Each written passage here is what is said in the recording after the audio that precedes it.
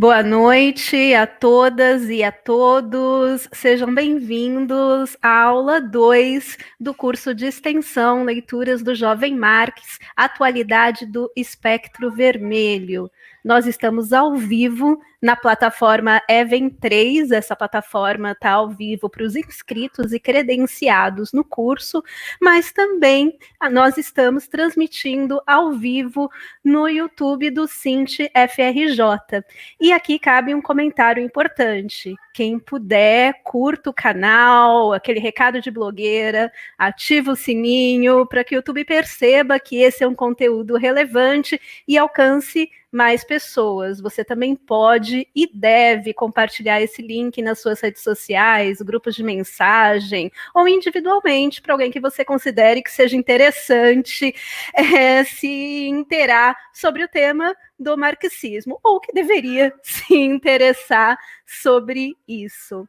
O tema da nossa aula de hoje, que é a aula 2, é Crítica da Filosofia do Direito de Hegel e Introdução. E quem está aqui com a gente é o Michel Torres, né, o professor Michelangelo Torres, que é professor do Instituto Federal de Educação, Ciência e Tecnologia do Rio de Janeiro, o IFRJ, na área de Sociologia do Trabalho, doutor em Ciências Sociais pela Unicamp, mestre em Sociologia pela mesma instituição e graduado em Ciências Sociais pela USP, e possui também aperfeiçoamento em formação pedagógica em ciências sociais. Todas as aulas do nosso curso acontecem às sextas-feiras, às 19 horas. E quem puder e quiser rever as aulas, a que já aconteceu, a aula inaugural, que foi com o professor Dr. Valério Arcari, a aula do Michel e todas as que vão acontecer, elas também vão ficar disponíveis na plataforma e no YouTube. Sem muito mais demora, a gente passa a palavra para o professor Michel. Ih, o Michel caiu. Então, enquanto isso, eu vou pegar, enquanto o Michel volta, eu vou passar para vocês as próximas aulas, porque quem está acompanhando online já pode anotar. Os credenciados já sabem, mas também é bom repetir. Michel, eu estava falando, agora eu vou ter que terminar de falar, que eu prometi que eu ia falar todas as aulas no tempo que você caiu.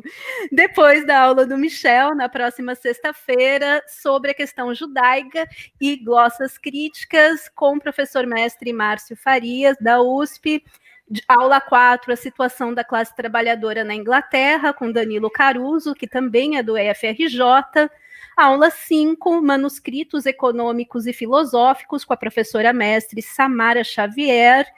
Aula 6, a Sagrada Família e Ideologia Alemã, com o professor Maurício Parisi, que é da Rede Municipal e do Instituto Giordano Bruno. E a aula 7, o Michel volta com tese sobre Feuerbach e o Manifesto do Partido Comunista. Então, agora que o Michel está entre nós, tomara que a internet não atrapalhe, pode começar o curso, Michel. Muito bem, Gisele. Boa noite a todas e todos. É uma satisfação estar aqui mais uma vez, né? Agora na nossa segunda live do curso de extensão, Leituras do Jovem Marx, Atualidade do Espectro Vermelho. Como lembrou muito bem aqui a Gisele, na aula passada nós tivemos a oportunidade de discutir o itinerário teórico, político do Jovem Marx, né? Esse período, digamos assim, que contempla o início dos anos 40 até final dos anos da mesma década do século XIX, da sua produção intelectual, né, os principais fundamentos analíticos, né, da produção teórica do autor e também a trajetória, o contexto político em que Marx esteve situado. Né? Então é importante, quem está acompanhando o curso, que por tem a oportunidade de assistir aquela aula, ela está registrada nos nossos canais, né? O tema da aula de hoje, que ficou sob minha incumbência, é um texto, digamos assim, né, vocês receberam, né, pelos canais de comunicação aqui da coordenação do curso, é um texto de difícil enfrentamento teórico, né? Porque a carga de, digamos assim, a profundidade de leitura da discussão filosófica, em particular do tema, do Estado e do direito em Hegel, que é um filósofo bastante complexo, né? É um dos filósofos mais complexos da história contemporânea, em particular da filosofia clássica alemã. Ele, digamos assim, tem um grau de dificuldade muito grande. Então, você que leu esse texto pela primeira vez, né, aqui antes da aula, não fique tranquilo se não tiver entendido tudo, porque é assim mesmo, né? Ao estudo de determinadas obras, ele não dá para ser feita de maneira individual, né? A parte individual é um elemento do estudo.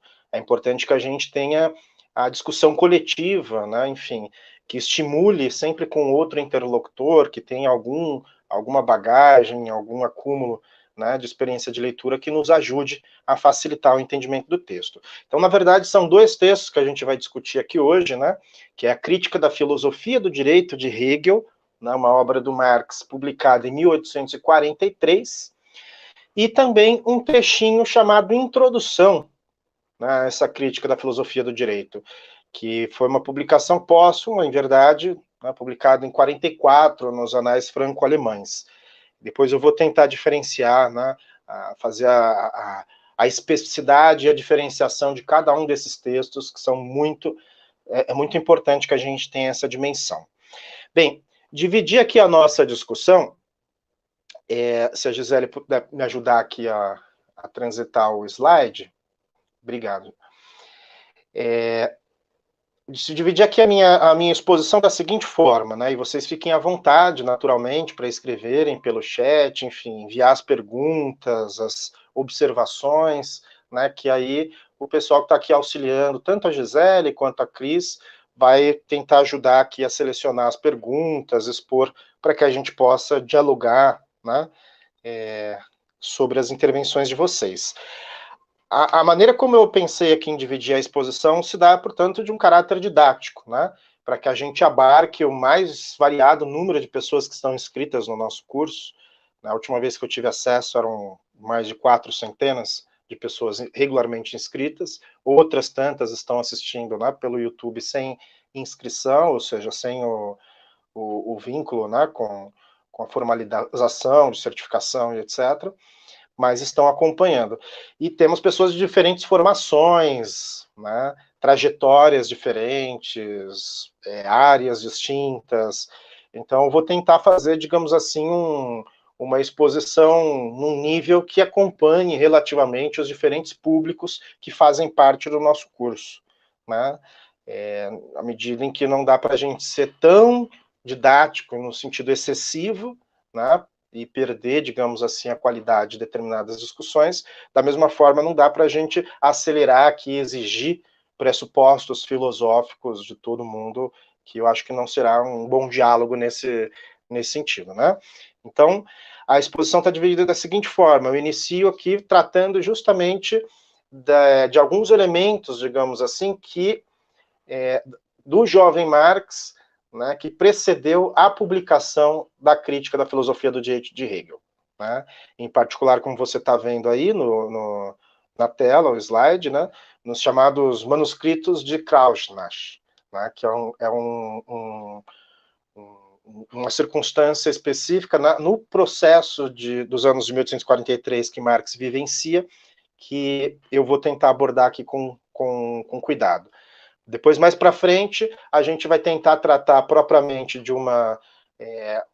alguns elementos, vamos dizer assim, de interlocução do Marx no texto, né, com a obra de Hegel, em particular a obra que ele trata nesse texto, né, que é a Filosofia do Direito, os princípios da filosofia do direito, um texto bastante complexo da filosofia hegeliana. E, naturalmente, eu não vou expor aqui o pensamento hegeliano, não é essa a minha pretensão, não é a pretensão do curso, mas sim os argumentos que Hegel que vão mobilizar uma crítica por parte de Marx, né, e também do legado hegeliano, nos chamados jovens hegelianos, né, na Alemanha. E, por fim, vou tentar, então, expor o conteúdo do texto e a introdução, propriamente dito, que é o momento de inflexão política de Marx, né? Vocês vão ver que há uma diferenciação muito gritante entre os dois textos, né? E nessa transição, o Marx está se tornando um democrata radical, digamos assim, para propriamente um jovem intelectual comunista, né? Nessa transição entre esses dois textos que é possível a gente identificar, em termos ideopolíticos, essa passagem, né? Então, o que eu vou tentar aqui mencionar para vocês é brevemente a trajetória, né? Resgatando um pouco a aula passada. Marx, portanto, quando vai estudar, né, inicia os seus estudos universitários, a sua preocupação é o direito, né? Ele se transfere da Universidade de Bonn, na região que compõe, né, a Alemanha. Vocês sabem que a Alemanha não era um Estado nacional unificado naquele período, né? Era um território, na verdade, confederação alemã, formado por diversos territórios, né, que não tinham uma centralização federal, digamos assim. E ele se transfere da Universidade de Bonn para a Universidade de Berlim, para estudar, a pedido do pai, inclusive, para estudar com os principais representantes da jurisprudência, enfim, de determinados aspectos do direito, da formação de direito, que era forte naquela universidade, né, em Berlim. Inclusive, grandes expoentes intelectuais da Alemanha se formaram ou lecionaram naquela universidade. Naquele período, o Marx, que estava transitando, digamos assim, do interesse da filosofia para propriamente para o direito, o Marx começa a abandonar, digamos assim, as suas preocupações estritas, né, de jurisprudência, de direito, e começa a se encantar pelas reflexões mais profundas de cunho filosófico, né? A gente está falando aqui de um jovem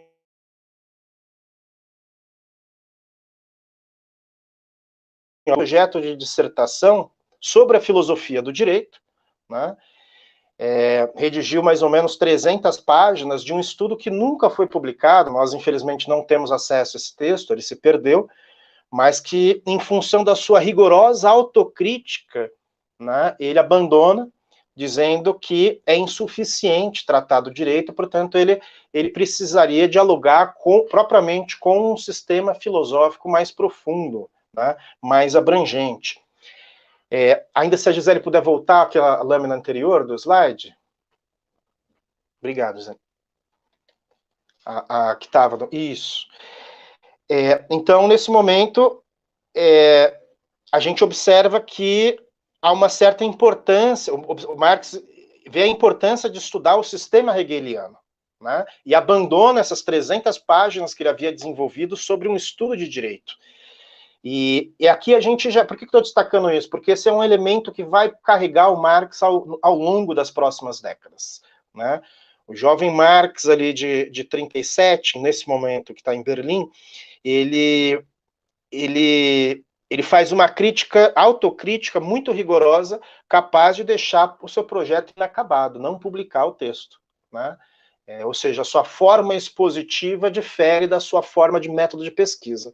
Muitos dos textos de Marx que nós temos acesso são manuscritos voltados para a sua pesquisa, e não propriamente destinados à publicação, ou seja, não receberam um tratamento rigoroso do ponto de vista do método expositivo, né?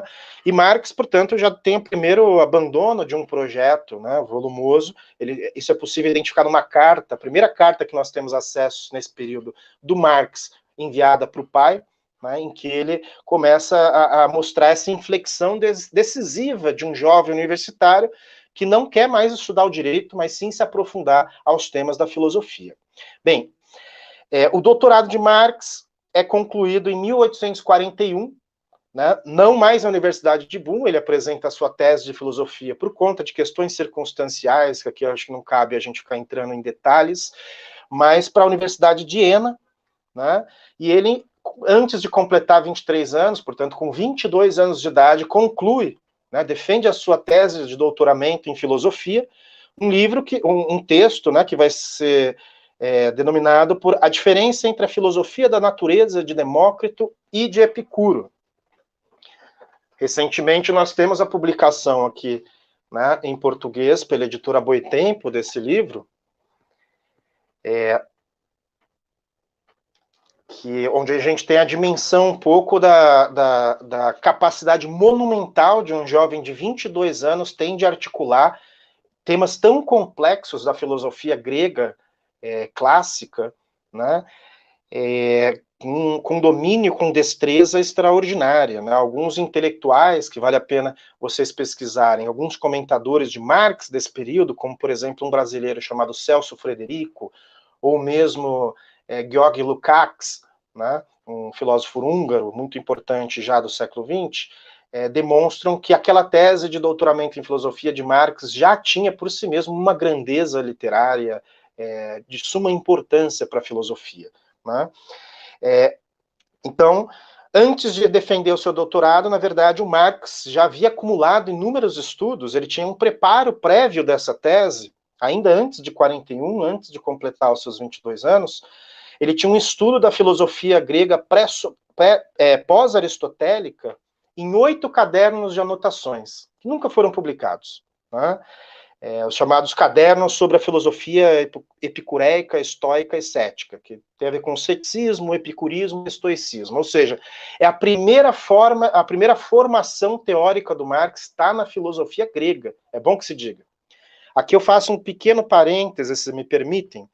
Na aula passada, vocês viram o professor Valério Arcari dizer corretamente, né, a partir de uma obra de Lenin, chamada As Três Fontes Constitutivas do Marxismo, ou as Três Partes Constitutivas, trazendo o legado, né, que vamos dizer assim, forma a coluna do edifício de Marx.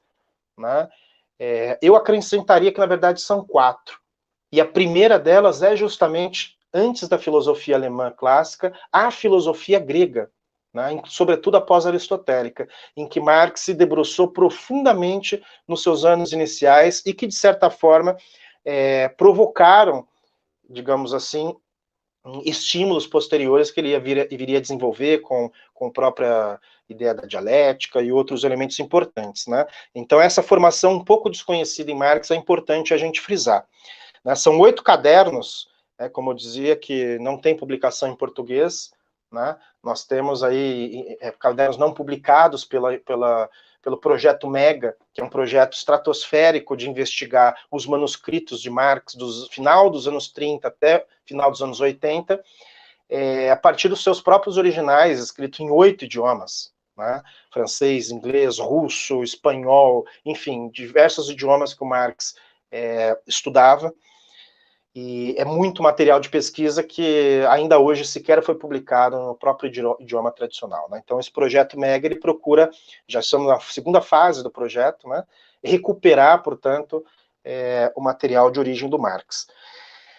A tese de doutoramento de Marx de 41, na verdade, ela só viria a ser publicada póstumamente. Uma parte dela em 1902, pelo Franz Mehring, que é um grande teórico, inclusive um dos primeiros biógrafos do Marx, tem publicado aqui em português essa edição, Marx, a História da Sua Vida, né, do Franz Mehring, da editora Sanderman, vale a pena vocês lerem. Ele publica um trecho dessa tese de 1927, né, pelo Ryazanov, que era responsável pelo Instituto Marxismo-Leninismo em Moscou, né, foi incumbido para essa tarefa pelo próprio Lenin e depois, enfim, foi expurgado pelo stalinismo. Né, ainda no projeto da Mega 1, na sua primeira fase. Bem, nesse período, Marx, portanto, ele é um jovem intelectual, né, filósofo, que começa a frequentar ainda muito cedo, já desde os 19 anos, espaços da intelectualidade alemã, como, por exemplo, eu cito aqui um episódio que é o chamado Clube dos Doutores, né, que são jovens intelectuais e livre-docentes que o Marx tem acesso, e todos eles são mais velhos, têm textos publicados, e o Marx era a grande, digamos assim, a grande revelação dessa geração. Né? Se vocês pegarem Moses Hess, Bruno Bauer, discutindo quem era o Marx naquele período, é extraordinário ver a capacidade, a admiração, enfim, o intelecto e a erudição desse jovem filósofo. Né? Bem, ele formado, portanto, já em filosofia, ele tenta entrar na carreira acadêmica universitária, na Universidade de Bonn, onde ele havia iniciado seus estudos, aonde o Bruno Bauer, inclusive, que era um jovem hegeliano, ainda amigo do Marx nessa época, que era professor da universidade, queria muito que ele lecionasse. Mas o Bruno Bauer foi demitido politicamente naquele período, houve um processo de censura, de repressão muito forte, e por circunstâncias conjunturais políticas, Marx foi impedido de entrar na universidade. Tá? Além do fato de que um judeu, né, Marx tinha origem judaica, os seus pais foram protestantes, vamos dizer assim, por convenção, né, não por convicção, de ocupar qualquer cargo público, como, por exemplo, uma cátedra na universidade. Então, Marx, depois da formação do doutoramento em filosofia, se viu desempregado e sem recursos materiais financeiros. É quando ele recebe a oportunidade de integrar, em 1842, a Gazeta Renana, que era um órgão, uma revista, enfim, um jornal, digamos assim, de oposição liberal burguesa na Renânia, né, que era um circuito muito efervescente do ponto de vista político naquela região, e apesar de um Estado absolutista predominante naquele período, havia uma oposição liberal, digamos assim, né, liberal burguesa, que dirigia o jornal. E Marx, por ser um grande, profundo intelectual à sua época, foi chamado para colaborar inicialmente com alguns artigos e depois se tornou, em outubro daquele ano, chefe de redação do Gazeta Renana. Né? Foi quando ele se muda para a Colônia, uma região da Renânia. Portanto, essa foi essa primeira experiência marcante do Marx, que é importante para a gente entender o texto em tela, que diz respeito à intervenção na imprensa, ou seja, o jornalismo político. É a partir desse elemento que o Marx destoa da filosofia para o diálogo com o mundo real, concreto, com as necessidades, digamos assim, políticas imediatas e reais. Né? Menos da abstração filosófica, né? E Marx vai cada vez mais se distanciando, portanto, da abstração do pensamento filosófico que o encantava, por exemplo, a filosofia hegeliana, né? Marx nunca foi um hegeliano, mas ele tinha uma influência forte, ele vai cada vez mais se distanciando de Hegel. Hegel, já vou entrar daqui a pouquinho, um pouquinho quem foi Hegel, né?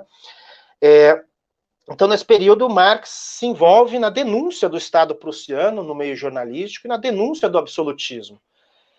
Ele publica um texto sobre a censura na Suíça, né, com seu amigo Arnold Ruge, um outro jovem hegeliano, em 1843, porque na colônia não deixaram publicar na Gazeta Renana aquele texto. Né, é um texto de, vamos dizer assim, em defesa da liberdade de imprensa e contra a censura. Né?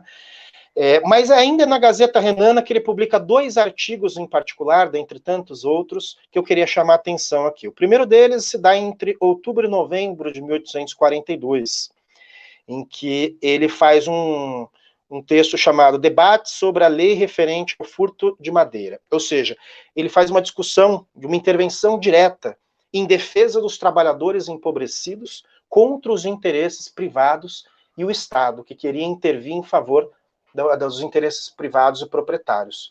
Aí ele vai defender, portanto, a liberdade do trabalhador pobre, colher lenha, né, colher madeira na propriedade comunal, como era pelo direito consuetudinário daquela época, ou seja, baseado na tradição, nos costumes. Né? Então ele vai se posicionar fortemente em defesa dos trabalhadores empobrecidos. Em janeiro de 43, um outro texto fundamental de Marx, que já vai demonstrar, portanto, que ele não é simplesmente um filósofo, trata sobre as condições de vida dos vinhateiros de Mosela, tratando da causa de miséria do povo diante do feudalismo. Mais uma vez, Marx toma uma perspectiva de posição política, né, pela causa dos oprimidos. Portanto, a Gazeta Renana, imediatamente, com a profundidade dos textos políticos de Marx, da denúncia, digamos assim, do seu jornalismo político, passa por um processo de censura, né, e a Prússia decreta o fim daquele jornal. Na última edição, inclusive, do Gazeta Renana, Marx se demite da redação, como chefe de redação, e publica aquele jornal em tintas vermelhas, né, em forma de protesto contra a repressão do regime. A partir de então, ele recebe um convite para um outro processo de jornal para migrar para Paris, né, o que ele vai fazer apenas em outubro de 43, mas antes de migrar para Paris, aí sim eu queria dialogar com o slide que está colocado aí com vocês. Né? Antes de ir para Paris, o Marx se casa com a sua esposa, né, Jenny, que estava grávida. Eles tinham, na verdade, um noivado secreto 5, 6 anos anterior, né, e agora eles se casam publicamente, passam a viver juntos, vivem a lua de mel na Suíça, enfim. E antes de se mudar para Paris, Marx, junto com a esposa grávida, passa uma pequena temporada na cidade balneária de Kreuznach, né? Que é uma cidade, portanto, muito calma, pacata, onde tinha as condições ideais para o Marx se pesquisar. A Marx leva um baú, que reza a lenda que tinham mais de 30, 40 livros dentro do baú, né? E tinha uma biblioteca de grande fôlego na região onde ele podia ter acesso, né? Junto com uma vida no campo, enfim, balneária de descanso. Ali Marx, nesses manuscritos de Krauznach, que posteriormente a gente vai ter acesso, não são publicados, Marx começa a estudar profundamente Hegel. Não só Hegel, como a filosofia política da sua época, sobretudo estudos históricos da Revolução Francesa e de uma ala esquerda jacobina, né, da conspiração dos iguais, enfim, de radicalização, digamos assim, da Revolução Francesa do final do século XVIII. Né? E a grande preocupação de Marx nesse momento vai ser se debruçar sobre a obra de Hegel. Então, lendo aqui o texto com vocês, a crítica da teoria do Estado de Hegel, também conhecida como manuscrito de 43 ou manuscritos de Krauznach, foi escrito por Marx durante o período que passou logo após o seu casamento em uma residência na família que a sua esposa, né, na verdade, da mãe dela, na cidade de Krauznach. Pode passar aqui, Gisele, por gentileza.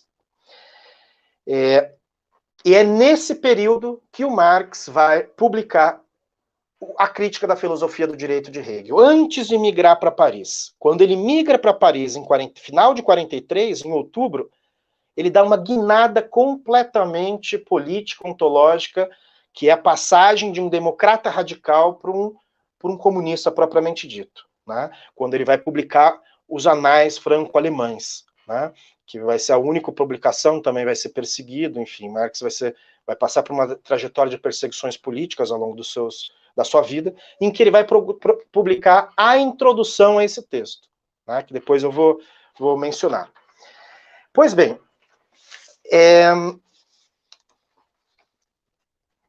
qual era o panorama político na Alemanha, na passagem do 18 para o 19, né, que alguns autores denominam por miséria alemã? Primeiro é preciso dizer que a Alemanha era uma formação de diversos estados descentralizados, digamos assim, com forte censura política, eu acabei de mencionar a questão da Prússia, da Renânia, né? Traços de servidão e um lento desenvolvimento econômico, ou seja, uma burguesia dispersa em diversos territórios. A burguesia não era a classe dominante na maioria desses territórios alemães. Ainda havia resquícios da ordem feudal, portanto, da propriedade da terra, de laços de servidão. Né? Portanto, diferente da França e da Inglaterra, a Alemanha tinha esse atraso, digamos assim, do ponto de vista da formação socioeconômica. A França já havia abolido a monarquia absolutista pela via revolucionária, uma revolução burguesa, que destruiu a ordem feudal, né, no final do século XVIII. A Inglaterra também havia consolidado a ordem industrial, fabril capitalista com a Revolução Inglesa, que iniciou na Inglaterra na segunda metade do século XVIII. Né? A série alemã que está tentando a Alemanha tem um avanço no seu sistema filosófico, mas um atraso no seu sistema socioeconômico, incomparado, por exemplo, com França e Inglaterra. Né? Então ele vai perceber que tem a ver com o caráter da própria estrutura da sociedade e da própria burguesia alemã.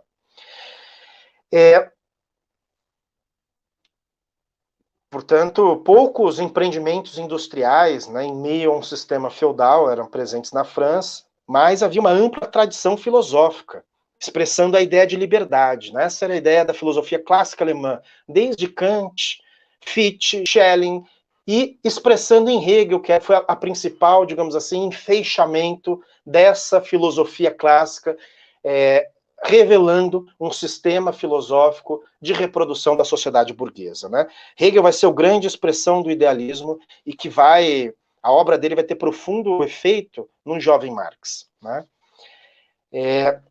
Quem é Hegel? Hegel, portanto, era um ex-pastor. Se a Gisele quiser passar para frente, o próximo slide. Hegel era um ex-pastor, livre-docente da Universidade de Jena, da Universidade de Berlim, ele foi reitor, inclusive, né? Que morreu em 1831. Então, Marx era uma criança quando Hegel morreu. Mas a profundidade do seu legado filosófico foi tamanha, pelo menos 20 anos depois, que o Marx, no seu tempo de reflexão de juventude, debateu-se com o principal filósofo de sua época, que era o Hegel, né? Então, o pensamento filosófico de Hegel é marcado pelo idealismo, pela filosofia especulativa, né, em que o mundo das ideias é o sujeito, né?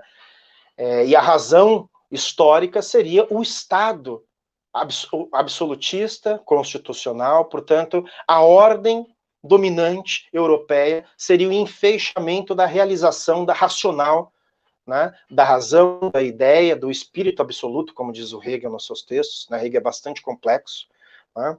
Quem quiser aprofundar um pouco na obra hegeliana, além do próprio Hegel, que é muito complexo, eu indico aqui uma introdução, que é a Introdução à Leitura de Hegel, do Alexandre Kojève, né?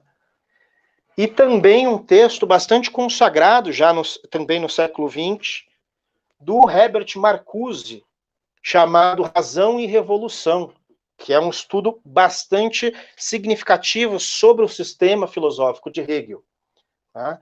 Além da filosofia da praxis, do Adolfo Sanches Vázquez, um filósofo mexicano que se debruçou sobre as diferenças entre Hegel e Marx do ponto de vista do seu sistema filosófico, com a ideia de praxis, né?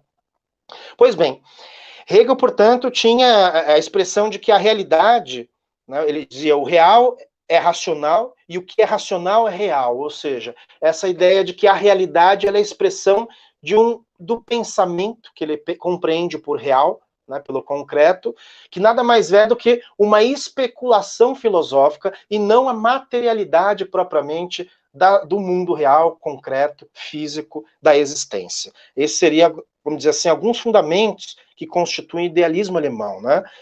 Construir uma ordem racional, universal, fundada na autonomia, portanto, do pensamento individual, né? E que, para ele, a filosofia é a verdade propriamente dita, e não o mundo da prática, da política, da ação concreta e consciente entre os homens, né? Marx vai despertar sobre essa ideia, sobretudo a ideia de razão que fundamentaria a história no pensamento hegeliano, e vai dialogar com alguns outros autores posteriores a Hegel que disputam a sua herança, né? Os chamados, como está aí no vídeo, os velhos hegelianos de direita ortodoxa, que defendiam o legado de Hegel a partir, digamos assim, de que o Estado é a realização do espírito absoluto, de que o Estado racional, prussiano, monarquista, absolutista, portanto, constitucional, seria o ápice do desenvolvimento da razão. Portanto, um pensamento conservador, né? Outros filósofos que disputavam a herança do sistema hegeliano procuravam destacar os chamados jovens hegelianos, ou jovens hegelianos de esquerda, a adoção do método dialético de Hegel e a crítica ao regime absolutista. Marx se aproximou destes jovens hegelianos, mas imediatamente os superou. Percebam que o movimento de Marx é extraordinário, porque ele se apropria do objeto e, para realizar a crítica, ele realiza um duplo movimento. Em alemão tem um termo disso, que é Aufhebung, que significa você negar algo, conservar e preservar elementos desse algo e elevá-lo a um estado qualitativamente superior. A ideia de superação dialética, como algumas traduções denominam no nosso idioma. né? Então, Marx realiza essa superação dialética com os jovens hegelianos, né, demonstrando as suas insuficiências. Pode passar, José. Esses jovens hegelianos, portanto, eram autores influentes na disputa para além do conservadorismo das ideias de Hegel. Mas Marx encontra a insuficiência desses autores na medida em que eles estão dialogando com o mundo das ideias. Ou seja, qual é a crítica que Marx faz à concepção, às concepções da esquerda hegeliana, né? Ele dizia assim: as suas frases abalam o mundo, mas é um combate contra frases. É a crítica crítica. Nós precisamos fazer a crítica da crítica crítica. Ou seja, nós temos que se debruçar não contra o mundo das frases e das ideias, mas contra o mundo real, né? Demonstrando, portanto, o idealismo, aquilo que o Marx chamava de quietude do conhecer contemplativo. Por exemplo, de Strauss, né? David Strauss era um dos filósofos desse período da esquerda, da juventude hegeliana. Assim como outros, por exemplo, Bruno Bauer, acho que está nos próximos slides, né? Max Stirner, Ludwig Feuerbach, né? Que são autores extremamente importantes para essa disputa filosófica que vai, vamos dizer assim, aproximar o Marx e, ao mesmo tempo, Marx se distancia e o supera. Daqui a pouco eu queria retomar um pouquinho Ludwig Feuerbach, porque foi o autor que mais o influenciou no debate dos hegelianos, né? Marx procura, portanto, o nexo entre a filosofia alemã, o tom da crítica das ideias, dos jovens hegelianos, com a realidade concreta política da Alemanha, ou seja, o ambiente material. E vai despertar a necessidade de se fazer, portanto, uma crítica não das ideias, mas uma crítica radical. Uma crítica que vai na raiz material dos problemas, porque a consciência não cria a realidade. A consciência ela é produto social de uma realidade material. Então a filosofia precisa ser compreendida, os limites da filosofia burguesa, clássica alemã, precisam ser compreendidos em conexão, né, com a ordem material da estrutura política da sociedade alemã. Feuerbach, que vocês estão vendo aí, sujeito bonito, tá com a barba um pouquinho maior que a minha, né?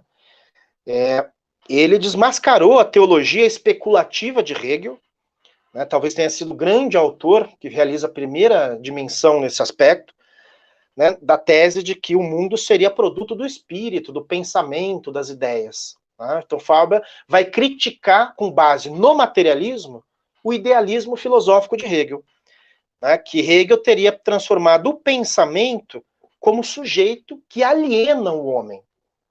Daí Feuerbach vai fazer uma crítica à religião, à teologia presente no pensamento de Hegel. Tem um texto de 1841 dele chamado A Essência do Cristianismo, que influenciou profundamente o Marx. Tem uma tradução em português de Portugal desse texto, eu não conheço nenhuma tradução no nosso idioma, em português brasileiro, né? Então, o Marx vai se embeber nesse materialismo de Feuerbach para fazer uma crítica ao Hegel, mas ele vai superar esse materialismo, né, conectando o materialismo feuerbachiano com a dialética do idealismo hegeliano, né, o que posteriormente ele vai fundamentar em outros textos, como a Sagrada Família, né, que é posterior, a ideologia alemã, fundamentalmente, que é quando ele faz o grande acerto de contas com o sistema de Hegel, e inaugura o materialismo histórico dialético, né? Voltando, qual que é a crítica de Marx a partir dos hegelianos? Pode passar, Gisele. Atribuída a Hegel nesse texto, né? Crítica à filosofia do direito de Hegel, né? Esse é um manuscrito inicialmente de 39 cadernos numerados em cifras romanas. Quem leu aí no texto percebem, né, que é um texto difícil do ponto de vista expositivo, porque ele está comentando, ele coloca parágrafo por parágrafo no texto do Hegel, né, e vai comentando, destrinchando, fazendo elementos da crítica do seu pensamento. Ou seja, é um manuscrito formado por 39 cadernos enumerados em cifras romanas. O primeiro caderno, né, o manuscrito original, ele desapareceu, nós não temos ele presente. E, portanto, ele faz uma crítica dos parágrafos do texto de Hegel, dos parágrafos 257 a 260, para ser mais preciso, né? E a crítica aos parágrafos de 261 a 313, que se concentra em uma crítica do Estado, fundamentalmente, do direito e do Estado, né? Então, como vocês veem, há dois âmbitos que eu queria tratar aqui, que nesse texto da crítica da filosofia de Hegel, que Marx está tentando, jovem Marx, né, um autor, portanto, ainda no seu período de juventude, está tentando se debruçar. A primeira delas, como vocês veem aí no vídeo, são os pressupostos ontológicos da especulação hegeliana. Né? O que é isso?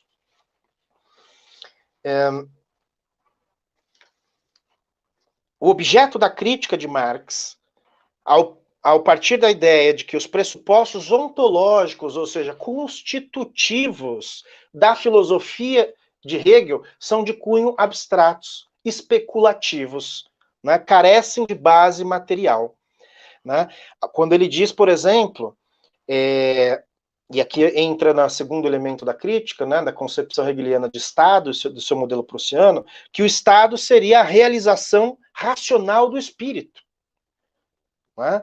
E o Marx está olhando para o seu tempo, percebendo que o Estado prussiano é opressor. Né? O Estado absolutista é a marca, vamos dizer assim, do antigo regime.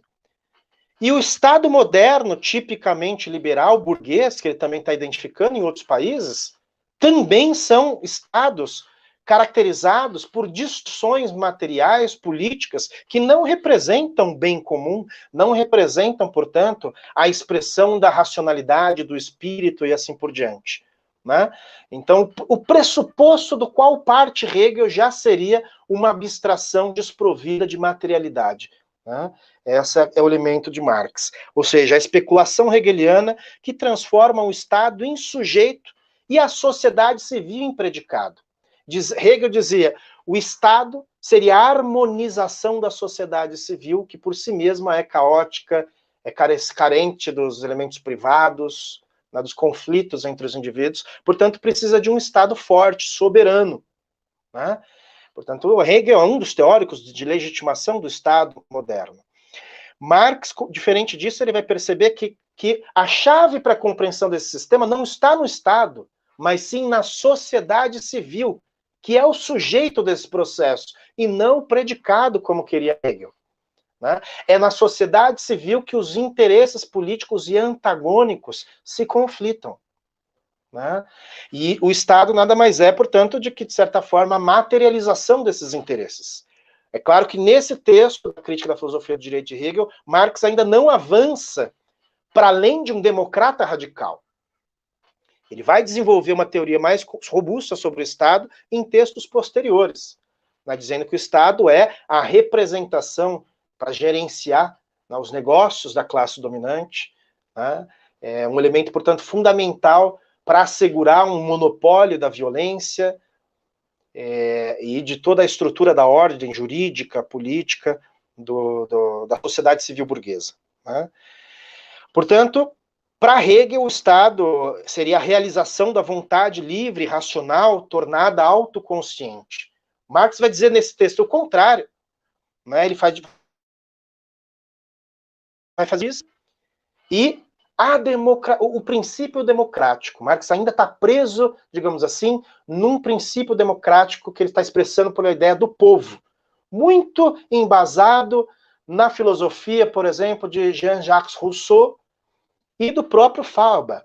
Né? Contrastando, portanto, essa diferenciação, né? Defendendo, digamos assim, contra o Estado absolutista e monárquico, o Marx está vislumbrando, ainda na crítica da filosofia do direito de Hegel, a defesa de um, digamos assim, de um princípio de democracia, né? Democracia como princípio da república política, né? Que seria a máxima generalização possível de processos eleitorais, de participação popular, da vontade de todos, como Rousseau dizia, né? Para além dos interesses particulares. Agora, é claro que Marx leu, por exemplo, Kant, que ele não menciona tanto nesse texto, mas Kant dizia, né, eu tinha guardado aqui uma frase bem interessante do Kant, mas eu não vou citá-la agora. Falava sobre a paz perpétua. O que é a paz perpétua? É o momento em que a sociedade civil não vai mais haver conflitos. Né? Se não há conflitos, não há divergência. Se não há divergência, há paz perpétua. Um Estado, portanto, né, que vai influenciar o pensamento de Hegel. Marx vai criticar essa ideia. Que paz perpétua é essa? Que sociedade civil é essa em que há harmonização dos conflitos e consenso constante entre os indivíduos? Na medida em que essa sociedade civil tem como princípio elementos da propriedade privada. Né? Então, Marx ele vai avançando conforme ele vai lendo e se debruçando com trechos da obra hegeliana. Né? Ele avança, mas ainda não é capaz de superar o velho mestre. Né? Que ele vai fazer, por exemplo, na introdução que virá na sequência. Portanto, sobre esse aspecto, Marx vai dizer que Hegel subordina a sociedade civil ao Estado, né, como se derivasse das necessidades racionais dos indivíduos. Pelo contrário, o Estado não deriva dessas necessidades racionais. Né, o Estado não é um princípio universal da razão. Em Marx, é uma universalidade alienada, mistificada. Não racional, portanto. É a partir da sociedade civil que ele deve compreender o Estado. Perceba que o Marx, pode mudar o slide, Gisele, por gentileza. Ele desloca o pensamento de Hegel do Estado para a sociedade civil. Né? Acho que esse slide a gente já tratou, pode passar. Justamente tentando trazer a ideia de que o Estado é a universalidade alienada da sociedade civil, ou seja, alheia, que se distanciou dos interesses reais e concretos populares e se autonomizou, portanto, no Estado prussiano, autocrático, monarquista. Né? Portanto, aqui eu coloquei um trecho que eu acho que vale a pena a gente ler aqui conjuntamente, que seria a síntese da crítica da filosofia do direito de Hegel. Até onde Marx consegue ir nesse texto de 1843? Até onde ele avança, que é um jovem de 25, 26 anos. Né? Menos que isso, né? Em 43, Marx é de 1818, portanto 25 anos, é isso mesmo. 24 para 25 anos. O jovem Marx desloca o problema do Estado para a compreensão da sociedade civil, entendendo o Estado e a esfera do direito jurídico, portanto, como instrumentos insuficientes da análise de Hegel. E é aí que Marx vai dizer: o direito é insuficiente para compreender o Estado. E a filosofia precisa percorrer um novo caminho se quiser compreender o Estado e a sociedade civil. Para compreender o Estado é necessário analisar a sociedade civil. Portanto, com a crítica da política, é isso que o Marx faz. O Marx faz uma crítica da política nesse texto. Destaca a gênese da alienação política, abrindo um novo campo de pesquisa. A crítica de 43 de Marx, nesse texto, Marx encontrou o seu objeto, que é a sociedade civil. Faltava ele desvendar a anatomia desse objeto, como posteriormente ele vai desenvolver num prefácio.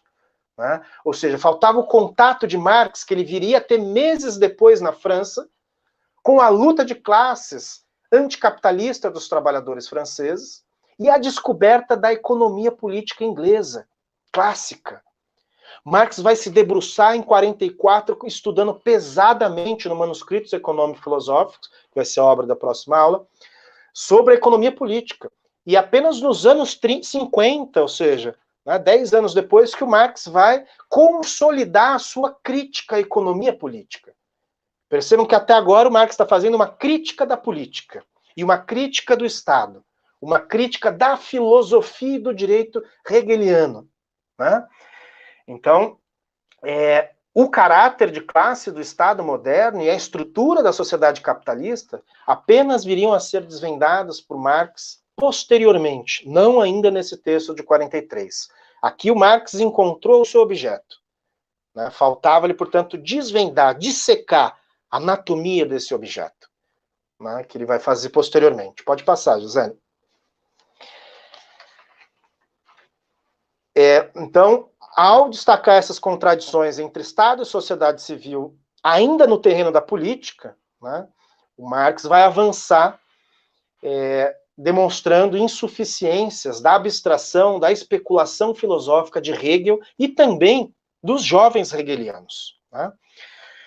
Pasmem, senhoras e senhores, que em poucos meses, mais precisamente entre dezembro de 43 e janeiro de 44, Marx vai redigir um texto que é, sem dúvida alguma, o primeiro texto marxista. É uma obra literária. Né? Quem lê o texto, vocês vão ver que ele é poético, né? Tem uma dimensão estética impressionante, né? E uma força política nas suas ideias que, de fato, marcariam características do Marx ao longo dos próximos anos. Marx publica, portanto, ele não publicou a sua crítica à economia política de Hegel. Aquele era um estudo, um caderno de estudo do Marx. Eram cadernos, dezenas de cadernos de estudos do Marx para estudar e compreender as insuficiências de análise de Hegel. Já na introdução de 44, chama introdução, deveria ser um pós-fácil, né? Mas enfim, o termo é esse, introdução, a crítica da filosofia de Hegel, de 44, o Marx vai demonstrar um acelerado desenvolvimento ideológico, político, né? Partindo, portanto, da ideia da crítica da política para outros elementos que vão fundamentar a crítica marxista, né, e revolucionária propriamente dita. Pode passar, José. É nesse texto de introdução, portanto, que Marx parte da crítica da religião. Ele vai dizer que a crítica da religião é o pressuposto de toda crítica. O que ele está dizendo? Eu vou aqui ler o próprio trecho do texto para que a gente consiga ter uma extração mais adequada do que o Marx está chamando a atenção aqui. Qual que é o fundamento da crítica dele? O pressuposto de qualquer crítica é a religião. Por quê? Porque é o mundo mistificado da filosofia do seu tempo, que tem elementos teológicos. Ele vai identificar em Hegel elementos teológicos, a partir da influência da sua leitura de Feuerbach, né? E vai dizer, para fazer uma crítica ao mundo da terra, ao mundo dos homens, é necessário primeiro fazer uma crítica ao mundo dos céus. Né? Dizendo o seguinte, esse é o fundamento da crítica religiosa. O homem faz a religião não faz o homem. Portanto, ele inverte, ele coloca a Hegel de cabeça para baixo, para tentar colocar sob seus pés a realidade, sobre a sua cabeça, melhor dizendo, a realidade. E a religião é, de fato, a autoconsciência, o sentimento de si do homem, ou não se encontrou, ou ainda voltou a se perder. Mas o homem não é um ser abstrato, ancorado fora do mundo. O homem é o mundo do homem. Então ele vai dizer que a religião é uma consciência invertida do mundo. A religião é o suspiro da criatura oprimida, o ânimo de um mundo sem coração e a alma de situações sem alma. A religião é o ópio do povo. Então percebam o que o Marx está dizendo aqui, e aqui naturalmente, de maneira respeitosa a todos aqueles e aquelas que têm eventualmente qualquer religiosidade, a gente precisa entender o fundamento da crítica que Marx está chamando a atenção. Ele está dizendo, é necessário modificar condições sociais que precisam de ilusões, e não combater as ilusões com um novo fraseado de ideias, mas sim ir na concretude dos problemas, ser radical. E ser radical é ir na raiz. Essa é a tarefa da filosofia.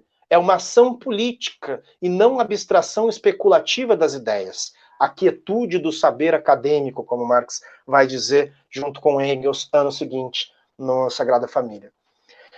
Portanto, a tarefa da filosofia é desmascarar a autoalienação do pensamento religioso. Ou, se vocês quiserem, da filosofia abstrata, que tem o peso de uma religião. Né? Alguns autores, inclusive, identificam a ideia, a compreensão de ideia ou de espírito absoluto de Hegel com Deus. Né? Portanto, essa, por exemplo, é a leitura dos hegelianos de direita, né, que defendem uma leitura religiosa, clássica, tradicional. Portanto, a crítica da religião é o pressuposto de toda crítica, Porque ele faz a crítica ao céu para fazer a crítica do real. A crítica à teologia e ao idealismo para fazer uma crítica da política. Né? Mas a crítica ela não deve se restringir ao pensamento religioso. Ela deve avançar ao mundo concreto e real dos homens.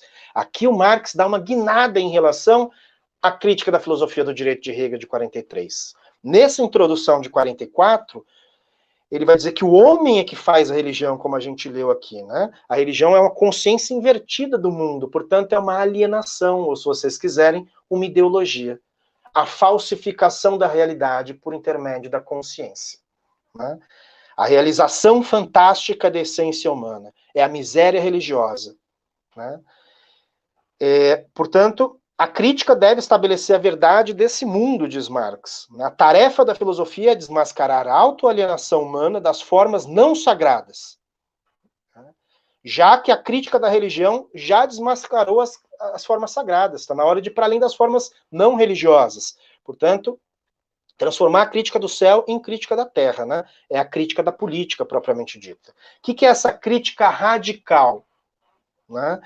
É a capacidade de indignação e denúncia do mundo material, da realidade social. Agarrar as coisas pela raiz, como mencionamos. Importante mencionar o início da nossa fala, ou seja, o anacronismo da miséria alemã, né, do antigo regime, ainda atrasado em relação, por exemplo, à Inglaterra e à França. A Alemanha teria consciência teórica dos estados modernos dos outros países, mas não avançou na vida material burguesa capitalista ainda. Só viria avançar posteriormente. Né? Portanto, aqui o Marx vai entrar na ideia de que a crítica radical ela deve ter um elemento teórico e prático. Aqui ele inaugura pela primeira vez no conjunto da sua obra a concepção de praxis. Né? A crítica não mais à consciência subjetiva do sujeito, mas as condições sociais da realidade. Portanto, a crítica teórica deve instrumentalizar a ação transformadora da realidade. Parênteses. Né?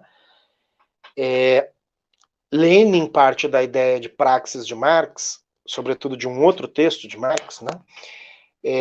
Dizendo que não há teoria revolucionária sem ação revolucionária. Da mesma forma que não há movimento revolucionário desprovido de uma compreensão revolucionária da realidade. Né? Então é nesse primeiro momento da obra de Marx que ele esboça a ideia da revolução propriamente dito. Ainda é uma ideia muito abstrata. Marx vai desenvolver e dar concretude material à teoria da revolução em outros textos. Nessa introdução, ele vamos dizer assim, ele introduz essa ideia.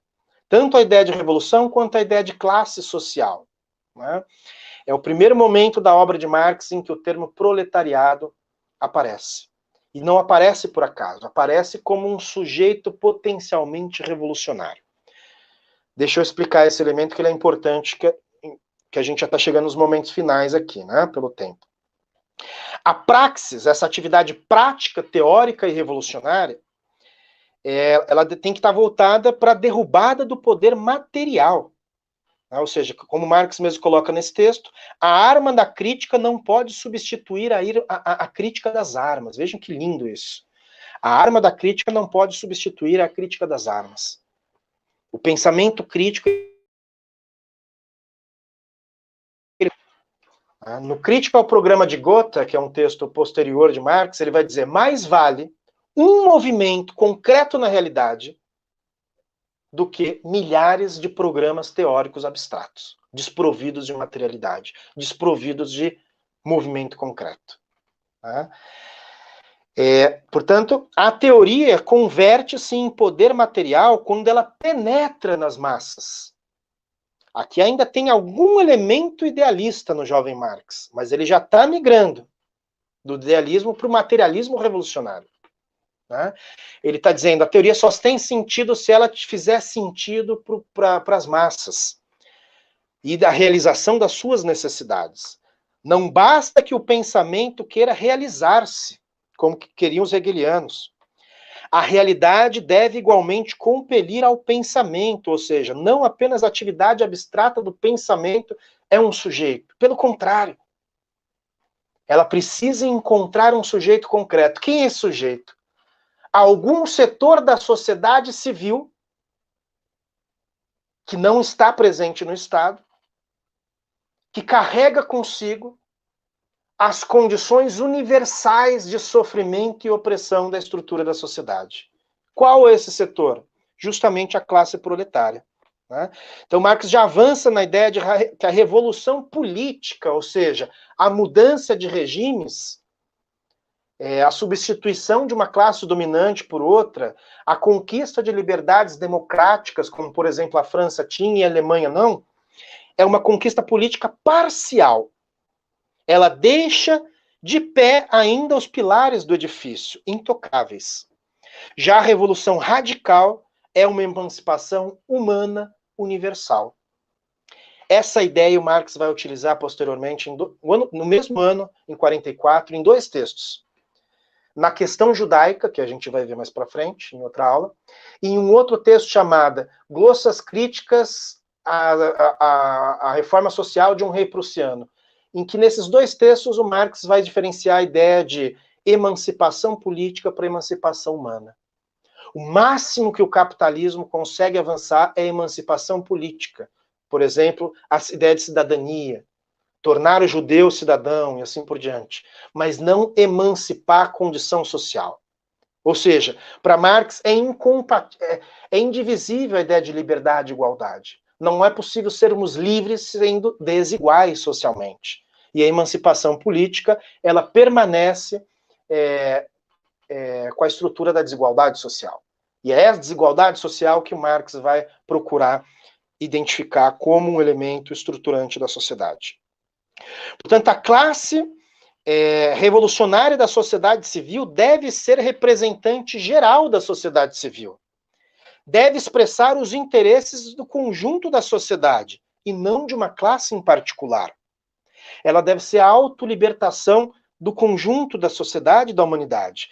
Aqui, portanto, encontra-se um esboço da teoria da luta de classes em Marx, que só vai se desenvolver nos textos subsequentes, e que vai aparecer no enfeixamento em 47, com a crítica a Proudhon, a filosofia da miséria da filosofia, e, em particular, em 48, com a publicação do Manifesto Comunista. Portanto, aqui ele inaugura a noção de proletariado como um sujeito revolucionário, que deve negar a propriedade privada e dissolver o conjunto das classes sociais. É claro que Marx ainda não compreendia materialmente quem era o proletariado de seu tempo.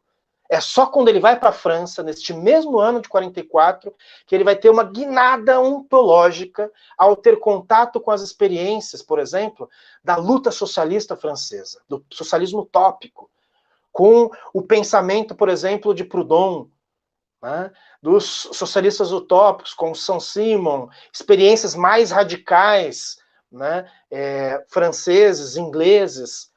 Posteriormente, Marx viaja para a Inglaterra, tem contato com o cartismo, passa a fazer conexão com os principais dirigentes das ligas operárias dos trabalhadores, né, até se juntar a uma delas em 47, a Liga dos Comunistas. Então, é nesse texto de 44, portanto, que o Marx, digamos assim, né, procura resolver as suas contas com a filosofia hegeliana. O que ele vai efetivamente fazer no ano seguinte, com uma publicação junto com Engels, que é a Sagrada Família, e de maneira mais monumental, com a ideologia alemã de 45, 46, um texto também nunca publicado, só no século XX publicado. Então percebam, por exemplo, que esse texto da Crítica da Filosofia de Direito de Hegel, de 43, muitos marxistas do século XIX e XX não leram, não tiveram contato, porque não foi publicado. Lenin não leu esse texto. Né? Diferente do texto de 44, que foi uma introdução publicada no único volume que Marx publicou junto com Arnold Ruge, um jovem hegeliano, que era amigo de Marx e que imediatamente ele vai romper e vai abandonar os anais franco-alemães, dando início, portanto, à dedicação a uma vida revolucionária. né? E vai doar a sua vida, a sua produção teórica e a sua capacidade de mobilização política para o conjunto das organizações da classe trabalhadora numa perspectiva internacionalista. E é preciso dizer que quem introduz a ideia concreta de proletariado para o Marx, que neste momento ainda é um pouco abstrata, ele chama de coração e do cérebro, né, da revolução, o coração e o cérebro da revolução, vai ser o Friedrich Engels, sobretudo com a sua pesquisa que vai culminar na situação da classe trabalhadora na Inglaterra, né? A ter contato direto com o proletariado francês e inglês, Marx começa a compreender, portanto, o que é o proletariado do seu tempo, o que é a massa de trabalhadores livres, porém desprovido dos recursos necessários para garantir a sua subsistência, ou seja, o controle dos meios de produção. E por isso precisam vender a única propriedade que tem, a capacidade de realizarem trabalho, ou seja, a sua força de trabalho em troca de um salário. Portanto, Marx vai desenvolver a ideia de mercadoria, da força de trabalho como mercadoria, compreendendo que a burguesia controla os meios sociais de produção, é a propriedade privada dos meios sociais de produção burgueses, e o proletariado é desprovido dos meios de produção, portanto, se emprega nesses meios de produção como uma mercadoria, passável de ser vendida e comprada no mercado, pelo menos a sua força de trabalho, né? Então, essa é a obra seminal, Gisele pode passar, que Marx vai dar início, portanto, né, constituindo o que seria o início do jovem Marx. É a transição da crítica da filosofia do direito de Hegel para esta introdução de 44, que, pasmem, repito, tem meses, 6 a 8 meses de diferença, né?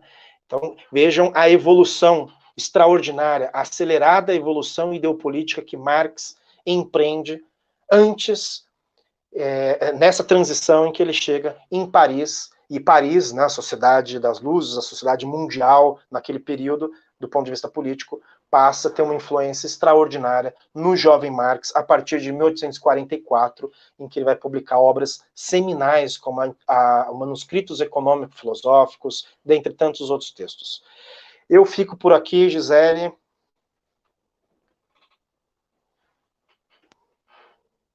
Estava com o microfone desligado. Obrigada pela aula. Acho que é importante a gente... Deixa eu fechar seu microfone para não dar eco, Michel. Importante colocar aqui que a gente recebeu muitos registros sobre o quanto a aula foi didática, muitos, assim, excelente aula. Olha, vou colocar aqui na tela, olha. Que didática, que aula incrível, aula excelente, que você tratou de forma fidedigna os textos, isso é bacana a gente compartilhar. Michel, agora é o momento que eu converso com você. Eu tenho 1, 2, 3, 4 questões que chegaram pela plataforma Even3 e 3 questões que chegaram pelo YouTube.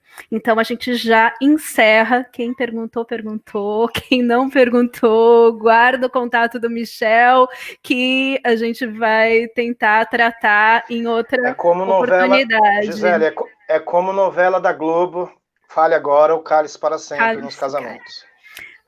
Bem isso, então não dá mais tempo de trazer as perguntas, mas isso não significa que vai ficar sem resposta, podem encaminhar para o Michel, para a gente tratar depois, e lembrando que o Michel vai estar em todos os dias, né, todas as sextas-feiras, conduzindo o curso, e a última aula ele também retoma. Michel, você prefere que eu faça as 7 de uma vez ou que eu divida em 2 blocos? O que você acha mais bacana para você? Como a gente tem aqui um combinado, né, com os inscritos de ir até 8h30, são 8h10, eu acho que seja mais produtivo ler todos, e aí eu tento fazer uma síntese das questões. Então vamos lá, eu vou começar pelas da plataforma Even3. Colocar aqui na tela. A Paula Francisca da Silva pergunta: gostaria que comentasse sobre como aparece a questão da subjetividade e também sua relação com a objetividade na obra crítica da filosofia do direito de Hegel. Também pela plataforma Even 3, o Felipe Souza de Miranda pergunta: há evidências do racismo de Hegel em teoria e produção intelectual, sem anacronismo óbvio, mas o hegeliano era racista? Marx comungou com este racismo em algum momento? Cortou aqui a pergunta para mim, deixa eu ver se eu consigo resgatar a parte da pergunta que cortou. Só um instante. Em algum momento de sua história, se Marx comungou com este racismo em algum momento de sua história. Uma terceira pergunta da plataforma Even 3, vou colocar aqui na tela. Pergunta do Marcos Begueto Penteado. O comunismo, como uma superação do momento atual, capitalista burguês, não seria uma idealização hegeliana? E o Josiel dos Santos Oliveira pergunta: como o nacionalismo aparece em Hegel e em Marx, o nazismo absorveu das ideias de nacionalismo hegeliano? Se sim, como? Feitas as perguntas que vieram pela plataforma Even 3, nós agradecemos. Eu vou agora para as perguntas que chegaram no YouTube, que também são muito importantes. Vamos lá, vou começar com a primeira que perguntou, que foi a Ariana Carvalho. A que podemos atribuir essa guinada à esquerda de Marx, ao passo que também superou, entre aspas, as idealizações produzidas em seu tempo? Próxima pergunta que chegou pelo YouTube é do Ney Franca. É possível dizer que Marx estava neste momento sem os instrumentos necessários para compreender as questões que estavam saltando aos seus olhos? E vamos para a última pergunta, que também é da Ariana Carvalho. Professor, o que é ontologia em Marx? Quais são suas determinações principais? Com esse bloco, pouca coisa para falar, né, Michel? Michel? Pouquinha coisa para comentar, aí a palavra é sua. Quase nada. Vamos lá, gente. Primeiro agradeço, né, a participação, as perguntas, né, são muitas, né, fiz questão de ouvir todas, inclusive, para que a gente, né, todo mundo aí se sinta contemplado, enfim. Nós temos aí 15 minutos, 16 minutos para encerrar aqui a nossa aula, né, mais ou menos. Então, o que eu vou tentar fazer é algumas indicações da maneira como eu penso, das questões que vocês colocaram, e naturalmente sempre focando no Marx, né? Eu estudo a obra do Marx, e não Hegel, né? O que eu tive que estudar de Hegel foram os objetos dos textos que Marx debruçou, e um pouco além de um sistema mais amplo do legado hegeliano, mas eu não sou nenhum pesquisador, nenhum estudioso de Hegel, né? Então, vou tentar me referir sempre aqui ao Marx, tá? A questão da subjetividade e objetividade. Bem, esse texto em particular, da Crítica da Filosofia do Direito de Hegel, Marx está se debruçando sobre... há um entendimento de Hegel sobre direito e Estado, fundamentalmente, né? Há outros textos, inclusive anteriores, por exemplo, Fenomenologia do Espírito, que é um texto muito importante do Hegel, que não é objeto de tratamento propriamente do Marx neste momento, né? Há outros trabalhos de Hegel que influenciam profundamente, inclusive, a ideia de ontologia que alguém colocou aí, de Marx, né? A concepção de praxis de Hegel, a concepção dialética de Hegel, de trabalho de Hegel, que é outra em Marx, mas que é uma fonte constitutiva, né, da sua, digamos assim, da sua originalidade. Então, taquigraficamente a questão da subjetividade e subjetividade tem a ver com a diferenciação entre idealismo abstrato em Hegel e materialismo em Marx. Tá? Marx é um materialista, mas ele não é um materialista faurbasiano. Marx nunca foi faurbasiano. Tem um texto muito legal do jovem Marx, sobre o jovem Marx, do Jesus Ranieri, um professor da tradutor, inclusive, de Marx, no Boitempo, que ele analisa, por exemplo, como que o Marx foi influenciado por Feuerbach, mas nunca foi um feuerbasiano. Né? Enfim, o Marx ele é um dialeta, um materialista e dialeta. Né? E como bom dialeta, ele recupera elementos de Hegel no sentido de superá-lo. Então, se para o Hegel há um processo global da realidade, de que a ideia absoluta assume, digamos assim, instabilidade da matéria, de se desdobra em movimentos que se realizam na autoconsciência do ser, né?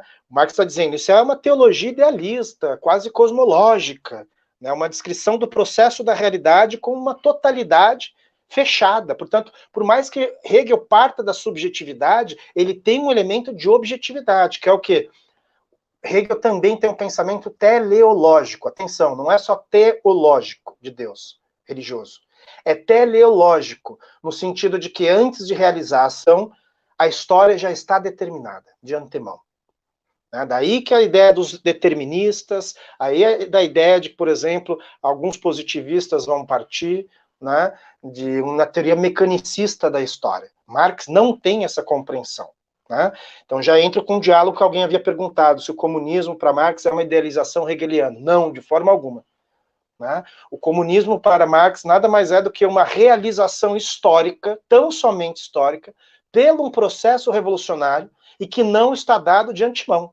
Porque a história para o Marx é um processo dinâmico, né, da luta de classes e da contradição do desenvolvimento das forças produtivas, né, e das relações sociais de produção. Portanto, o desenvolvimento, o devir histórico, o vir a ser histórico, não está anunciado de antemão. Né? Percebam que o Marx não está dizendo que o proletariado é revolucionário. O proletariado tem um potencial revolucionário. Né? Da mesma forma, o comunismo não vai se realizar. O comunismo é uma possibilidade histórica. É uma necessidade histórica para a superação dos conflitos sociais, mas ele precisa de uma possibilidade efetiva. Do contrário, ele não se constrói. Ou, se vocês quiserem usar o termo hegeliano, não se realiza. Então, o ser humano, para o Hegel, ele promove o movimento da história, né, é uma abstração da autoconsciência ligada a uma ideia absoluta, num movimento, portanto, desprovido da materialidade. Diferente para o Marx, que o movimento da história é marcado por superações dialéticas, né, dinâmicas, por conflitos entre as classes. Portanto, o processo da realidade é uma totalidade aberta, com múltiplas determinações em Marx. Alguém perguntou da questão do racismo. Eu peço desculpa, gente, que eu não tomei nota dos nomes, porque como eram muitas questões, não deu para tomar nota, tá bom? Então peço desculpas, não referi diretamente ao nome dos companheiros e das companheiras. A questão do racismo em Hegel, né? Se Marx seria conivente, etc. Bem, quando a gente fala de racismo, né, de reprodução das ideias de superioridade e inferioridade racial, a gente precisa sempre localizar para não cometer, como o próprio colega que fez a pergunta reconheceu, né, o anacronismo, ou seja, projetar as condições sociais da sua época para um período anterior. Marx é um homem do século XIX. Por mais que tenha sido, na minha compreensão, o maior gênio do seu tempo, ele ainda era um homem do seu tempo. Então, Marx expressava preconceitos, expressava visões de mundo típicas de qualquer homem do século XIX, por mais que tenha avançado em inúmeras questões. Né? A própria vida pessoal de Marx trata disso, de algumas passagens, de elementos de machismo, de leituras, por exemplo, desprovidas, né, de aquilo que a gente chamaria hoje de algo mais libertário em algumas temáticas. Mas Marx está preso ao seu tempo. Né? Marx nasce em 1818 e morre em 1883. Né? Não estamos falando nem do século... Marx não viveu nem o auge do imperialismo, entendem? Né? Então, Marx não viu, por exemplo, né, esses desdobramentos no neocolonialismo que se desdobrou, o avanço do positivismo, das teorias precursoras, né, do darwinismo social que vão se desenvolver posteriormente, e etc., né, do neopositivismo. Então, é preciso ter essa cautela. Agora, é claro que o Marx tinha uma percepção muito aquém do seu tempo, inclusive trazendo preocupações com os países coloniais, né? Tem recentemente um texto publicado em português do Marx, em que ele trata um pouco dessas questões, né, que foi muitos anos não traduzido, não lido, não pesquisado, né, que é importante a gente retomar. Enfim, a ideia de nacionalismo em Hegel e Marx, existe essa ideia, e se o nazismo teria se apropriado. Bem, Marx nunca foi nacionalista, mas nem em 42, durante a Gazeta Renana. Aliás, nem quando ele começa a estudar os seus ensinos universitários, a sua vida de migração de país para país, e muitas vezes ter que perseguido, né, politicamente, ele tem que migrar com a família em condições extremamente difíceis, e o contato que o Marx passa a ter com o movimento proletário da sua época, em diversas conexões com diversos países, o Marx começa a compreender a importância da internacionalização. Né? Talvez seja um dos principais pilares do marxismo, é o internacionalismo, que posteriormente a Marx vai ser negado por teóricos da Segunda Internacional, por exemplo, né? Pelo próprio stalinismo, posteriormente aos anos 20, na União Soviética, que vai desenvolver a grotesca ideia de socialismo em um só país, né, entre Stalin e Bukharin, enfim. Marx nunca foi nacionalista, pelo contrário, a capacidade dos trabalhadores romperem com a estrutura do Estado Nacional. Se o comunismo tem que ser um processo global, internacional, ele começa com revoluções nacionais, mas não para por aí. Né? Há um texto muito importante de Marx, que é a mensagem ao comitê da Liga Comunista na Alemanha, em que ele diz que a revolução ela tem que se dar num processo impermanente. Né? Posteriormente, Leon Trotsky vai desenvolver uma teoria, a partir de 1905, sobre essa perspectiva. A questão da guinada ontológica de Marx em Paris. Bem, entre 43 e 44, né? Eu vou ver se eu acho aqui um trechinho para ler para vocês, que seria bem interessante. Para não perder muito tempo, eu vou colocar aqui de memória. Estou tentando achar aqui. Bem, é nessa passagem, né, de dezembro de 43 até início de 44, que vai se dar já agora em Paris, não mais, né, onde o Marx estava escrevendo a crítica, que ele realiza um acerto de contas da filosofia de Hegel. Mas é só em Paris, em 44, que ele vai se debruçar, por exemplo, com a economia política inglesa clássica, que ele vai estudar Smith, Ricardo, os teóricos da economia política, e vai tentar iniciar o esboço de uma crítica, né, dessa produção intelectual como a expressão de um pensamento alienado. Né? Ele vai desenvolver a teoria da alienação em 44, no Manuscritos Econômico-Filosóficos, num capítulo belíssimo chamado Trabalho Estranhado e Propriedade Privada. Né? Acho que é um dos textos mais seminais do Marx. E o jovem Marx ele vai ter contato também com o proletariado da sua época, né, com os movimentos revolucionários franceses, né, vai desenvolver nos cadernos de Paris, além dos manuscritos econômicos e filosóficos, leituras seminais que vão impulsionar essa virada ontológica do Marx, de um democrata radical, de um materialista dialeta, para um revolucionário comunista. Né? Portanto, com contato com a classe trabalhadora, e é preciso dizer, em 44, Marx conhece aquele que selaria não só seu maior parceiro intelectual, amigo, como o principal fundador, né, daquilo que nós conhecemos como marxismo junto com Marx, Friedrich Engels. É nesse momento que Marx destoa, né, na sua concepção política, ideopolítica. O que é ontologia? Bem, eu indico essa leitura que eu faço do Marx, né? Eu indico um texto muito importante do Georg Lukács, que é a para a ontologia do ser social, que é um texto já do século XX. Talvez seja, na filosofia, certamente é o maior texto do século XX no marxismo, né? Em que ele vai fazer a ideia de que o Marx tem, já nesse processo entre 43 e 47, a constituição ontológica do seu pensamento. O que é a ontologia? Compreender a realidade pelas suas condições concretas, pelas suas determinações efetivas, e não pelas interpretações, pela aparência fenomênica ou por qualquer outra realidade. Né? Aquilo que é constitutivo do ser e que o determina, do seu sentido ontológico. Para Marx, o que é? O trabalho. Aonde o Marx vai beber isso? Em Hegel. Se vocês lerem um outro texto do Hegel chamado A Fenomenologia do Espírito, vocês vão ver que para o Hegel, o trabalho enquanto um processo mental consciente de intervenção na realidade, tem o primeiro start para o Marx compreender a realidade material capitalista por um processo ontológico, ou seja, pelo trabalho, pela ação consciente de transformação da natureza para a satisfação de necessidades. Né? Então, talvez a categoria decisiva do pensamento de Marx no conjunto do seu sistema não seja o capital, não seja a mercadoria, né? Mas sim o trabalho.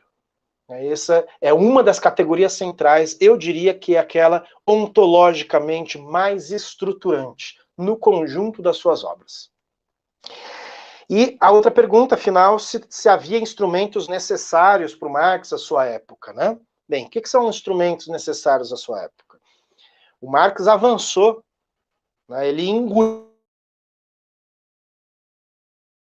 tudo a filosofia clássica do seu tempo, sobretudo a filosofia alemã de Hegel, o idealismo de Hegel, mas também o materialismo de Feuerbach. Quando as pessoas falam que a primeira fonte constitutiva é a filosofia alemã, é preciso lembrar de Feuerbach. Ao mesmo tempo, ele leu e superou o conjunto da economia política clássica, sobretudo a inglesa. Né? Dois autores principais, essenciais, que foi David Ricardo e Adam Smith. Né? Da mesma forma, um terceiro elemento que foi o pensamento político francês, sobretudo, dos socialistas utópicos, aqueles que deram início, né, o que chamamos do anarquismo, das teorias mais radicalizadas à esquerda dos jacobinos na Revolução Francesa. E volto a dizer, a quarto elemento constitutivo, na minha interpretação, tá, é uma interpretação do Michel, é o pensamento grego, né, que deu origem lá naquela conversa que a gente estava dando no início. Então, o Marx ele se apropriou daquilo que tinha a sua época, para produzir a sua compreensão teórica. Esses eram os instrumentais de análise. Desenvolveu uma nova concepção metodológica da história, que é o materialismo histórico. O Marx está para a história enquanto um paradigma, assim como Newton está para a física, assim como Einstein está para a física moderna, assim como Freud está para o legado da psicanálise no conflito entre razão e emoção, assim como Darwin está para ciências biológicas no século XIX. Né? Se pensar de um jeito e a ciência passar a pensar de outra forma. A contribuição do jovem Marx ela é seminal. E Marx ainda não havia, como nós dissemos, compreendido a anatomia do seu objeto, que ele vai compreender posteriormente. Mas lembramos que os Grundes e o Capital são obras, né, bem posteriores ao jovem Marx. O jovem Marx é um recorte que nós fazemos, ao meu ver, meramente né, que tem permanências, mas tem superações, mas não ruptura do jovem Marx para o velho Marx, né, esse corte epistemológico que alguns estruturalistas fizeram, como, por exemplo, o estruturalista francês, né, de Althusser, interpretando que haveria um corte epistemológico no jovem Marx, no jovem filosófico Marx e num cientista, economista Marx da posterioridade, é completamente desprovida de leitura do jovem Marx. Né? E volto a dizer, a maioria dos textos do jovem Marx não foram lidos pelos principais marxistas dos séculos XIX e início do século XX.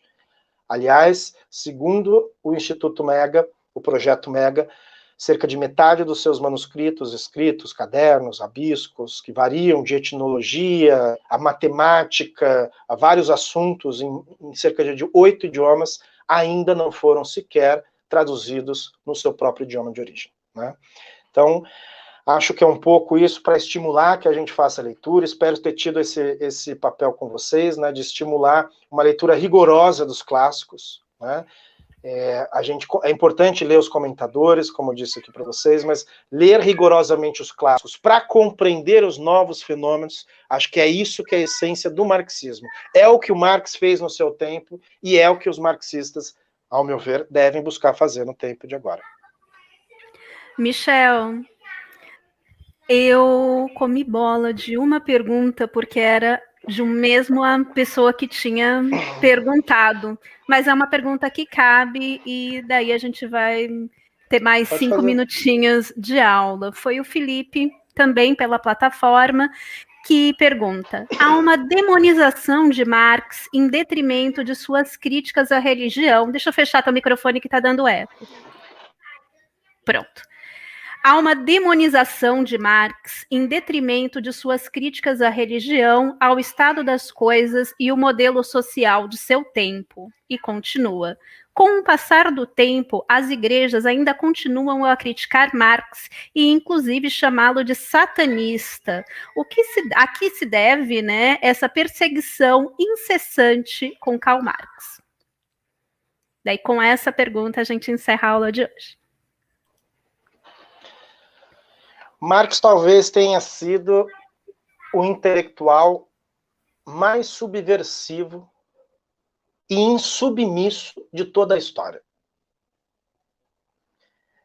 A trajetória, né, da vida de Marx, e aqui eu estimulo para que vocês leiam, inclusive, as biografias de Marx, eu indico aqui algumas. Né? Já falei do Franz Mehring, Marx, a história da sua vida. Recentemente nós temos uma biografia muito boa, embora, enfim, a edição tem um pequeno probleminha aí nas notas de rodapé, né, que foram para o final, que é pela Boitempo, do José Paulo Neto, Marx, uma biografia, foi lançada, não sei se, acho que foi no final do ano passado, ou início desse ano, né, eu sei que eu li ela numa tacada, na semana que tinha lançamento. Um outro texto importante para compreender a formação da trajetória do jovem Marx, nos seus primeiros anos, é esse texto aqui, Marx e o Nascimento da Sociedade Moderna, do Michael Heinrich. Né? Enfim, teria tantas outras biografias interessantes para indicar para vocês. Tem uma stalinista, mas que ela tem fontes históricas interessantes, que é uma biografia pouco conhecida aqui no nosso idioma, que é uma biografia do Instituto do Partido Comunista de Moscou, né? Feita, enfim, um prefácio extremamente stalinizado, mas que traz elementos da vida do Marx interessantes. Além de uma outra biografia, que eu, por fim, senão vou indicar muitas coisas, que traz particularidades, né, da trajetória do Marx, da família do Marx, que é Amor e Capital, da Mary Gabriel. Uma autora mulher, portanto, uma jornalista. Então, é importante perceber que o Marx foi um insubmisso. Né? Talvez, uma vez eu escrevi um artigo, né, a trajetória de um autor insubmisso. Inclusive está saindo para publicação, faço aqui a divulgação, provavelmente no próximo mês, espero que até o final do nosso curso a gente tenha publicado, lançado a nossa publicação atual, que é um texto sobre o jovem Marx, né, e sobre algumas das teses do marxismo nesse período, né, que o título é justamente O Espectro Vermelho. Né. Enfim. Então, essa ideia da crítica, por que o Marx é tão criticado? Porque o Marx era insubmisso. O pensamento de Marx é o pensamento crítico à realidade dominante. ao sistema de dominação do capital. Não só o sistema de dominação do capital, como as formas de expressões distintas que o capitalismo desenvolveu, como, por exemplo, o estruturalismo, o pós-estruturalismo, a pós-modernidade e tantas outras compreensões das ciências sociais. Né? O marxismo é a ferramenta analítica ainda mais poderosa, embora, atenção, talvez seja insuficiente, mas sem esta ferramenta poderosa, a gente não compreende uma crítica aguda ao mundo em que vivemos. Né? Precisa avançar. O mundo é outro. Né? Agora, e politicamente, o marxismo não é só uma teoria, o marxismo é uma proposta de intervenção política revolucionária. E é por isso que Marx incomoda. É por isso que, diante de toda a crise, o marxismo é retomado. Os textos de Marx são vendidos ao extremo no momento das crises. Foi assim em 2008, foi assim em todas as crises do capital. Né? Então, certamente, aquele que tem a maior possibilidade de transformação da radicalidade burguesa vai ser permanentemente criticado. Seja pelas concepções mais conservadoras, liberais, menos conservadoras ou reacionárias, vão ter sempre tratar o marxismo como superado, as ideias, as categorias de Marx como superadas. Mas volto a dizer, nada como ler o próprio Marx para se surpreender e surpreender a capacidade que os textos de Marx têm de dialogar com o mundo de hoje. Toda releitura de Marx, para mim, é sempre um novo aprendizado. Isso é a rigorosidade de um clássico. Ele vai para além da sua temporalidade do agora. Ele perdura, né, porque a estrutura da sociedade com que ele está dialogando perdurava. Né? Então, naturalmente, fechando essa pergunta, como que o marxismo deveria tratar a religião hoje, no socialismo para o século XXI? Certamente com tolerância religiosa, certamente com liberdade de culto, credo para os indivíduos. Né? A religião ela não pode ser uma opressão. Enfim, expressarem o seu pensamento, né, desde que não oprimam.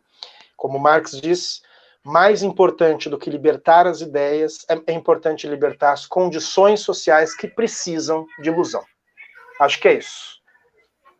Agradecer a todo mundo que acompanhou até agora, agradecer aqui a Gisele que está com a gente, a Cristiane também está nos bastidores. Está nos bastidores, trazendo as perguntas, e a gente que agradece, Michel. Depois eu te convido a passear um pouco pelos comentários para saber como que foi a reação de quem assistiu em casa, e eu já te adianto que foi super positivo. Alguns comentários eu coloquei na tela, mas é bacana você ir lá visitar esses comentários depois. Então, para quem está em casa, antes da gente se despedir, eu vou pegar aqui uma colinha, que são as próximas aulas, e fica aqui o convite. 28 de maio, 28 de maio é hoje, perdão, 4 de junho, próxima aula sobre a questão judaica e glosas críticas com o professor mestre Márcio Farias, da USP. 11 de junho, a situação da classe trabalhadora na Inglaterra, com o professor doutor Danilo Caruso, também do IFRJ, assim como o Michel. Dia 18, manuscritos econômico-filosóficos, com a professora mestre Samara Xavier. Dia 25 de junho, a penúltima aula, que é sobre a Sagrada Família e a ideologia alemã, com o professor Maurício Parisi. E a 7ª aula, encerramento do curso, Michel volta para tratar sobre tese sobre Feuerbach e manifesto do Partido Comunista. Então, aqui a gente se despede de todas e todos, e fica aqui o convite até a próxima sexta-feira. Até mais, Michel.